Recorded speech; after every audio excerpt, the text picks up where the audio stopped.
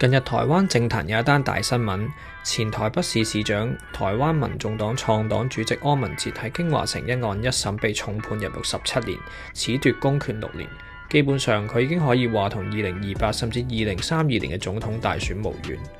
當全個台灣嘅主流媒體都一面倒咁瘋狂洗版話佢有罪抵死嘅時候，作為一個局外人嘅香港人，我哋隔岸觀火反而可能睇得更加清楚。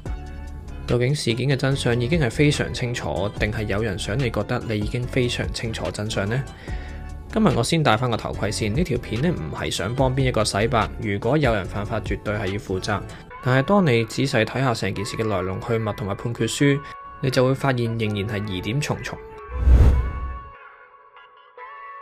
先俾冇乜跟開呢單嘢嘅觀眾少少背景先。柯文哲今次嘅一審呢係有3案4個罪名合併執行17年嘅，而最核心嘅主菜就係京華城案，淨係呢一單呢都已經判咗佢13年噶啦。北檢喺起訴嘅時候一口咬定柯文哲唔單止知情啊，仲係絕對主導成件京華城容積率放寬嘅事件，甚至拎出所謂嘅黃色便利貼，話柯文哲親筆下令副市長彭振聲加速行政流程。而呢件事，台灣嘅主流媒體就將佢壓縮成為一句簡單而洗腦嘅說話，就係柯文哲收錢，所以要重判。有睇開政治新聞嘅觀眾都應該明白，當個政府俾出一個咁簡單易明嘅信息，大家背後一定唔係咁簡單。成個京華城嘅改建項目，外界估算背後牽涉嘅利益高達200億台幣，但法官最後認定柯文哲有收嘅賄款係幾多？係210萬。試想像下，國民黨嘅應曉薇只係議員負責做推售，都係收4700萬，而時任市長柯文哲竟然只係值210萬。法庭話威京集團將呢210萬分咗7個人，分別將錢捐俾柯文哲嘅民眾黨。因為台灣嘅法規限定，個人嘅政治獻金上限就係30萬，3721就啱啱好210萬啦。收取政治獻金，其實全個台灣嘅黨都做緊。既然只係法律上跟足程序咁樣申報，點解一到柯文哲身上就由合法嘅政治獻金變成為貪污呢？而更離譜嘅係，所謂嘅賄款一直都留喺民眾黨嘅戶口度，意味住呢210萬其實係需要向公眾披露嘅。而應曉薇所收嘅4700萬賄款，亦都從來冇過戶過俾柯文哲，咁何來證明有收賄呢？跟住落嚟要講嘅證據同埋邏輯就更加令人大開眼界啦。北檢要證明柯文哲主導事件，最關鍵嘅就係要時任台北市副市長兼都委會主委彭振聲去供出柯文哲。一開始彭振聲堅稱自己係依法行政嘅，但係佢不斷被羈押禁見咗一段長嘅時間，心理嘅防線亦都慢慢被擊潰。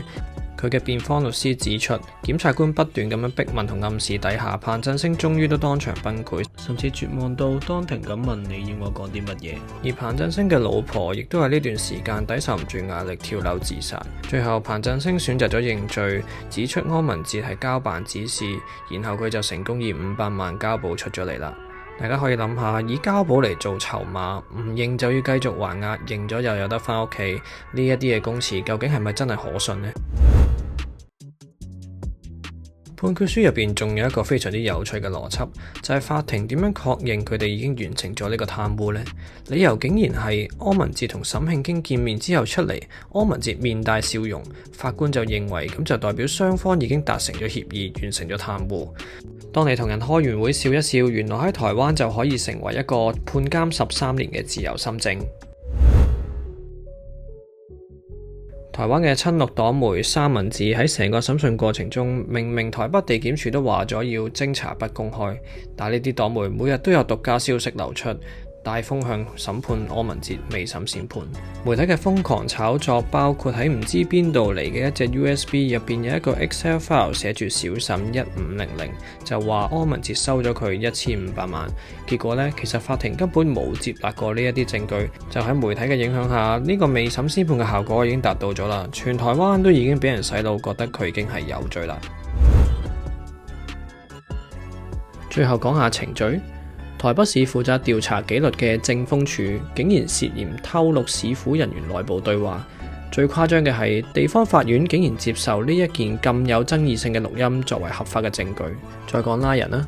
台北地檢署為咗要將柯文哲等人收監，就算一開始法官話證據唔夠需要放人，北檢都一口咬定話唔放，玩無限抗告，即係你放人我就上訴，非要鎖你入去不可。呢種做法俾人覺得根本就係先定罪後揾證據。但係最諷刺嘅係乜嘢？部分有份參與今次檢控嘅官員，或者配合檢方作供嘅官員，例如林俊廷，唔單止冇事，最後仲升咗官添。嚟到影片嘅尾聲，其實我仲有好多嘢都想講，但係礙於片長嘅關係，我只能夠講到嚟呢一度。我唔係話我所有嘅質疑都一定係啱，但如果真相真係咁簡單，就唔會爭議到今日。真正要成為一個有獨立思考嘅成年人，我哋就要放低柯文哲同埋國民黨嘅合作，客觀獨立咁樣分析事件嘅來龍去脈。而家一審結果出咗，柯文哲嘅陣營必定會上訴。到底上訴之後，法庭會唔會重新檢視呢啲咁荒謬嘅判決呢？而各位觀眾對呢單案有啲咩睇法呢？邊個疑點你覺得最離譜？下邊留言話俾我聽。中意呢條片嘅記得 like 同 subscribe，我哋下條片再見，拜拜。